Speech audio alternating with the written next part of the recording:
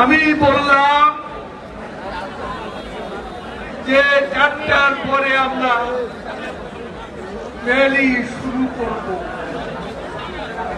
আমি যা ভেবেছিলাম বাস্তবে দেখছি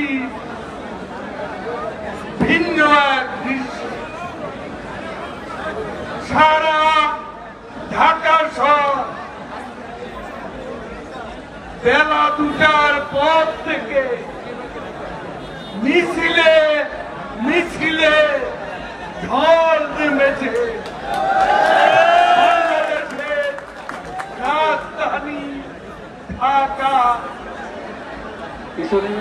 বাংলাদেশ আওয়ামী লীগের 75তম প্রতিষ্ঠা বার্ষিকীতে আজ ঢাকার এই শোভাযাত্রা বিশাল জনসমুদ্রের রূপ নিয়েছে।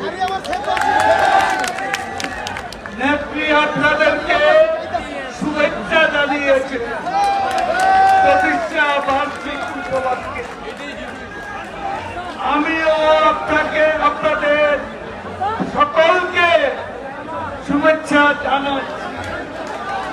আমাদের নেতৃবৃন্দ আপনাদের সামনে বক্তব্য রেখেছে। আজকে শোভাযাত্রাই আমাদের মূল উদ্দেশ্য। আজকে তাই বক্তব্য দীর্ঘায়িত করার কোন সুযোগ নেই। প্রচন্ড গরম, আমাদের নেতা কর্মীরা দুপুর থেকে আসছে। অনেকে বাড়ি ঘরে গিয়ে ঈদ পর্যন্ত শেষ করতে পারেনি। এই দলের প্রতি আওয়ামী লীগের কর্মীদের আছে। আওয়ামী লীগের নেতারা শেখ হাসিনার নেতৃত্বে আজকে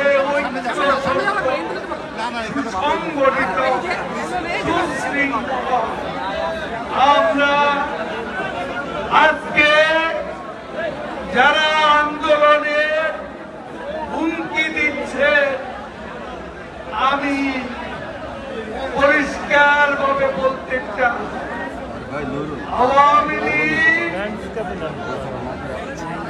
আমাদের